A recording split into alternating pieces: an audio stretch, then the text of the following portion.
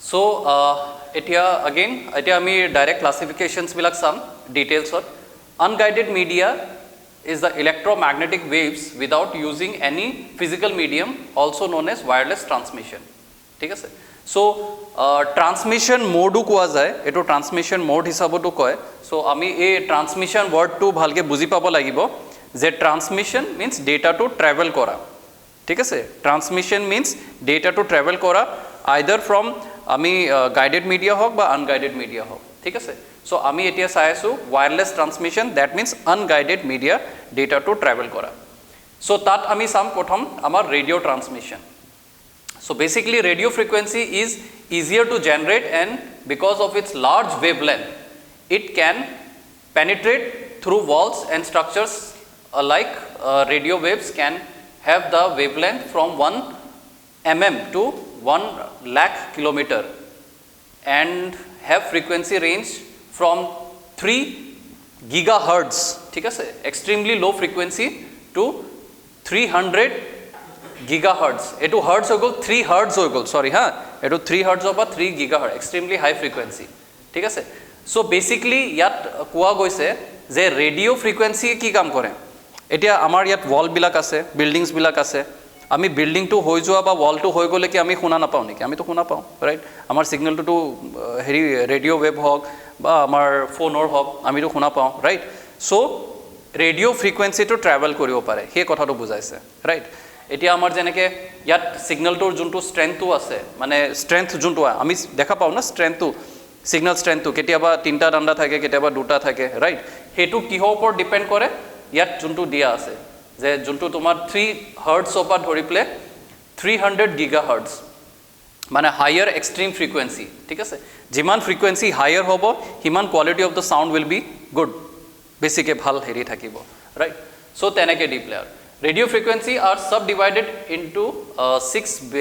6 bands আছে তো bands বুলি কি হয় সো বেসিক্যালি যেনেকে চ্যানেলস বিলাক থাকে বেলেগ বেলেগ হেৰি আছে যত তোমাৰ মেসেজ বিলাক মানে যায় এতিয়া ধৰা एग्जांपल টু কেনেকুৱা ধৰণৰ হ'ব কাবাৰ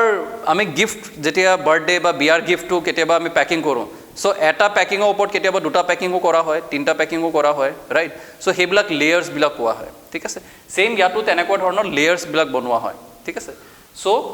ইয়াত radio frequency subdivided into 6 bands বিলাক থাকে তো high frequency radio waves such as HF or VHF bands are spreaded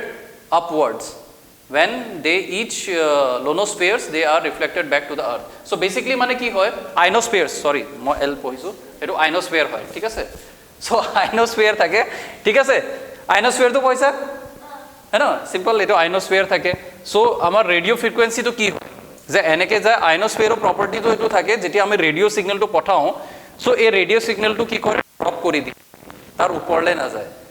ঠিক আছে হেতু ইয়াত হিট কৰিব হিট কৰাৰ পিছত হি আকৌ ব্যাক আহি যাব যেনেকে ধৰি লোৱা যে আমাৰ মিৰৰ এটা থৈ দিছো লাইটটো মাৰা লগে লগে লাইটটো কি হৈ যায় ৰিফ্লেক্ট কৰি দিয়ে সো সেম আইনোস্ফিয়াৰৰ ডেন্সিটি ইমান হাই থাকে যাৰ কাৰণে ই এটা ব্যাৰিয়াৰ ক্ৰিয়েট কৰি দিয়ে এই ব্যাৰিয়াৰৰ যেতিয়া ৰেডিও ওয়েভৰ সিগন্যালটো যাব হি আপত গৈ প্লে ডাউন আকৌ ৰিফ্লেক্ট মাৰি প্লে ওচৰলৈ আহি যাব ঠিক আছে সো এনেকে আমাৰ ৰেডিও ওয়েভটো সিগন্যালটো কাম কৰে ইয়াত ঠিক আছে ৰেডিও ট্ৰান্সমিশনৰ হেৰি সো এটো ইমান ডিটেইলছৰ বা এখিনি বস্তু জানিবলৈ দৰকাৰ নাই ঠিক আছে basically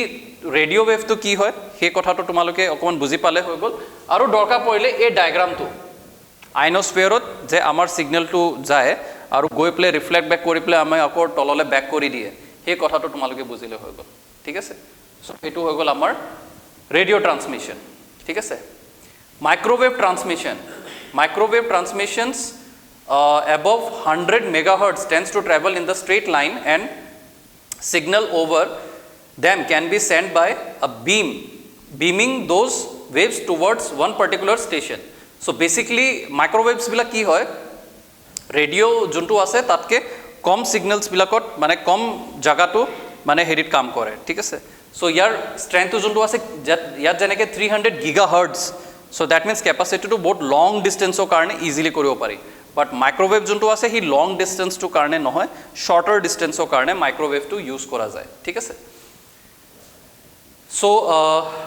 because microwaves travels in the straight line both sender and receiver must be aligned to be straightly in the line of sight. So basically microwave কি হয় যে একদম straight line হ'ব লাগিব, কোনো disturbance হ'ব নালাগিব, ঠিক আছে। সো তেনেকুৱা ধৰণৰ কাম কৰিব। এতিয়া যদি লংগাৰ ডিস্টেন্স হয় তো লংগাৰ ডিস্টেন্সৰ কাৰণে আমি straight line বনাব পাৰিম জানো? আমিতো বনাব নোৱাৰিম। এতিয়া ধৰি লও ইয়াৰ পৰা ত্ৰিবেণী পা মই মিছন চাৰ্লিলৈকে মোক একদম straight line লাগে, কোনো disturbance নোহোৱাকে, পসিবল হ'ব জানো? সেইটো পসিবল নহয়। সেইকাৰণে মাইক্ৰৱেভ যোনটো আছে সৰু জাগাত মানে কাম কৰে, ঠিক আছে। সৰু সৰু জাগাবিলাকত সিগনেলটো পঠাবৰ কাৰণে বা ইউজ কৰিবৰ কাৰণে, তাত যদি কোনোবা এটা ডিস্টাৰবেন্স বা ইন্টাৰফাৰেন্স যদি আহি যায় তেনেহলে মাইক্ৰৱেভ কাম কৰিব নোৱাৰিব। সো সেই তোমালোকে এডভান্টেজ ডিসএডভান্টেজ আৰু প্ৰপাৰ্টিজ বিশেষকৈ সেইটো ধুনীয়াকৈ তোমালোকে এক্সপ্লেইন কৰি দিব পাৰা, ঠিক আছে। তো ইয়াত লিখা আছে না, both sender and receiver must be aligned to the straight একদম লাইন অফ সাইট, LOS যোনটো কোৱা যায় লাইন অফ সাইট, একদম স্ট্ৰেইট, চকুৰ আগত একদম পুৰা স্ট্ৰেইট হ'ব লাগিব, ঠিক আছে।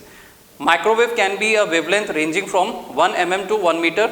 and frequency ranging from 300 megahertz to 300 gigahertz. So ইয়াত যোনটো হেৰি আছে 1 mm বা 1 meter distance, মানে বেছি ডিস্টেন্সৰ মাইক্ৰৱেভটো কভাৰ নহয়গে, ঠিক আছে। তো সেইটো হিচাপত ফ্ৰিকুৱেন্সিটো তোমালোকে যদি ষ্ট্ৰেইট লাইনৰ ফ্ৰিকুৱেন্সিটো বহাই দিয়া তেনেহলে আপ টু 300 gigahertz লৈকেহে যাব পাৰিব। বাট সেইটোৱে কথা যে ৰেডিঅ' ৱেভছত যিমানে মাজত ৱাল আহি যাওক বিল্ডিং আহি যাওক তথাপিও কাম কৰিব, বাট মাইক্ৰৱেভত কাম নকৰিব। কোনো ইণ্টাৰফাৰেন্স হ'ব নালাগে, একদম ষ্ট্ৰেইট হ'ব লাগে, সিধা হ'ব লাগে।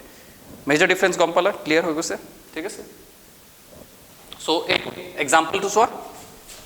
এয়া চোৱা এক্সাম্পল, ঠিক আছে। একদম লাইন অফ সাইটটো চোৱা, এটোক লাইন অফ সাইট বুলি কোৱা যায়, ঠিক আছে। সো একদম ষ্ট্ৰেইট হৈ গৈছে, কোনো ইণ্টাৰফাৰেন্স নাই, কোনো হেৰি নাই, ৰাইট, একদম ষ্ট্ৰেইট হৈ গৈছে। ইয়াত কেনেকুৱা হৈছে, ই সিধাকে নহয়, আইনস্ফিয়াৰত গৈছে, ইয়াত ৰিফ্লেক্ট বেক কৰি পেলাই সিগনেলটো ৰিচিভাৰে ৰিচিভ কৰিছে। বাট ইয়াত কি হ'ব লাগিব, সিধাই হ'ব লাগিব। ই যদি অকণমান তললৈ হয় বা মাজত যদি ৱাল আহি যায় তেনেহ'লে ইণ্টাৰফাৰেন্স আহি যাব, তেতিয়া কাম নকৰিব,